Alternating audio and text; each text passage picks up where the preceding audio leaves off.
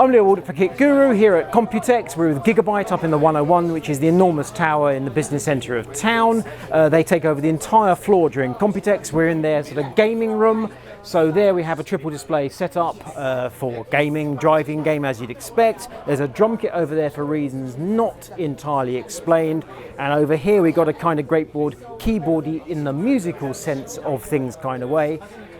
But that's because it's an ambient lifestyle-y kind of thing. Over here, we have a graphics card in a tank of water, which is, we are strictly told, nothing whatsoever to do with claims are waterproof. It's just because it looks, quote, cool, unquote.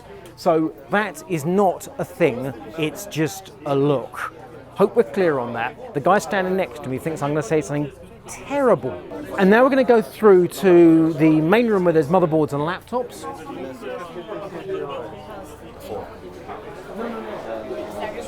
That was the exclusive Wonderland of Gamer right there. We've done the exclusive Wonderland of Gamer.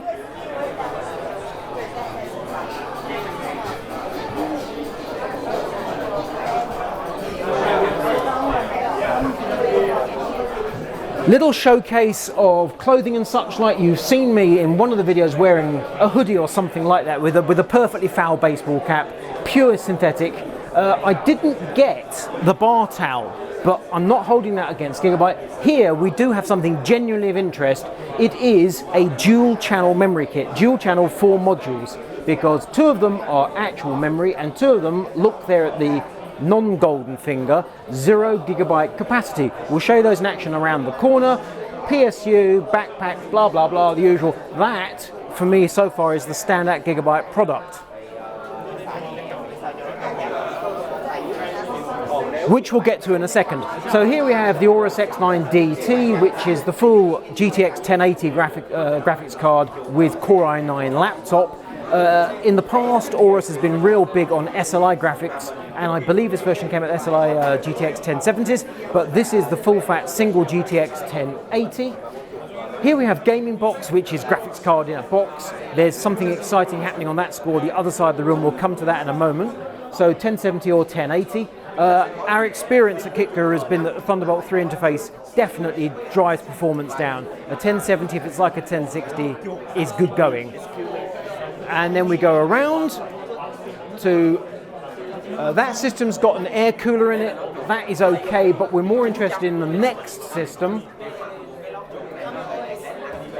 which has there the RGB memory in operation. Look at that scratch panel, it's a disgrace. So Aorus to the hilt with NZXT liquid cooler, but the memory is Gigabyte memory.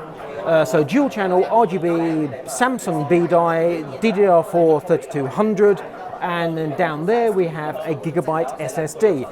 Apparently Toshiba NAND, Toshiba controller. I'm not convinced yet whether it's a Tosh or effectively an OCZ, but we shall see in time. It's a boot SSD, so you're talking 128, 256 gigabytes. There we have Intel Optane for caching your hard drive, and we're just coming in close to show that this system is actually running the Core i7 8086K, which we believe is going to be called an anniversary edition. So that is the out-of-the-box 5 gigahertz right there, which of course we all know you can do anyway manually, but that's not the point. This is the new shiny variant of Coffee Lake. And if we look at this motherboard here, we have Optane again for caching. Now this is supplied with the board at a modest, we are informed, premium. But again, it's for if you're booting off hard drive rather than SSD, which is a little bit ironic because common sense says the people booting off hard drive are typically going to be running a budget motherboard. This is not a budget setup. Nonetheless, I'm sure it'll work out in the wash. That is Z370 Aorus Gaming 7 OP. I'm not sure I've seen that model. Have I seen that model before? No, so it's the new version. So the versions that are shipping with the additional Octane are the OP versions. Right. Available in HD3 and lower. And OP for OP. Right, that clarifies that. So the board is familiar, but the suffix confirms the Optane memory for caching hard drive. And now we're going to take a little tour over that way. Actually, let's point down the corridor. Oh.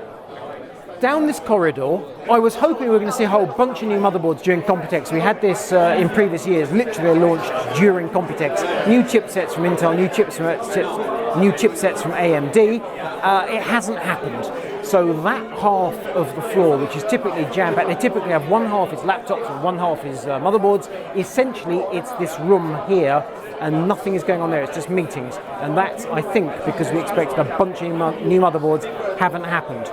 Going around here, right, this is fundamentally stuff we've seen. So we've got bricks, which in this instance are driving the signage. We have a small bricks, which is just SSD. If you want to use Optane and then cache off a hard drive, you get the chunky bricks. So that's going to be for a 2.5-inch hard drive with the Optane caching drive. There we have the gaming bricks we've seen before. Various stuff up there which is of passing interest to Kit Guru. Embedded motherboards of passing interest, certainly not gaming kit. Here we have server stuff. That's old, these two are new, clearly. That is single Xeon, that's dual Xeon. I've got some photos of those, we'll give specs and such like on the website. And then if we go past this gaming setup here, go past the panoramic view where it goes bang in the camera. And behind these nice people here, it's a Mac! RX 580 gaming box, Thunderbolt 3, works on a Mac. Previously the gaming box has been NVIDIA, this is AMD. So you can now play games on a Mac, or if you must, do video work instead. DaVinci Resolve and such like works very nicely on AMD. That's being driven by that. It's a Mac, a Gigabyte.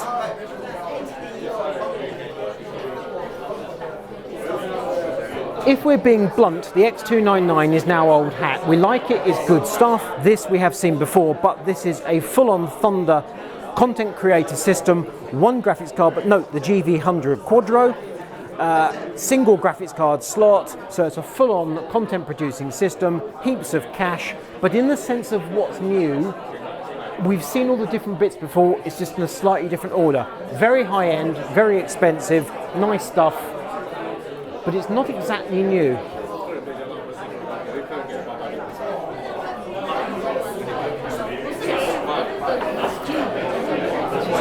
And in laptop corner, Aero 15X we're familiar with, we like this. We've just learned that the 144Hz panel, because we had a bit of a confusion when the Aero 15X came out, because Gigabyte launched the Aero 15X pretty much at the same time as MSI the GS65, very similar specifications.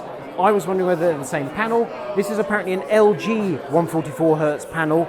I need to find out what MSI is using.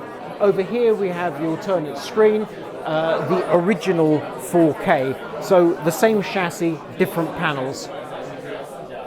Going around, Aero 14, so 14-inch, 8th gen Core i7. Over here we have Sabre. We'll just move this chap out. That's quite all right.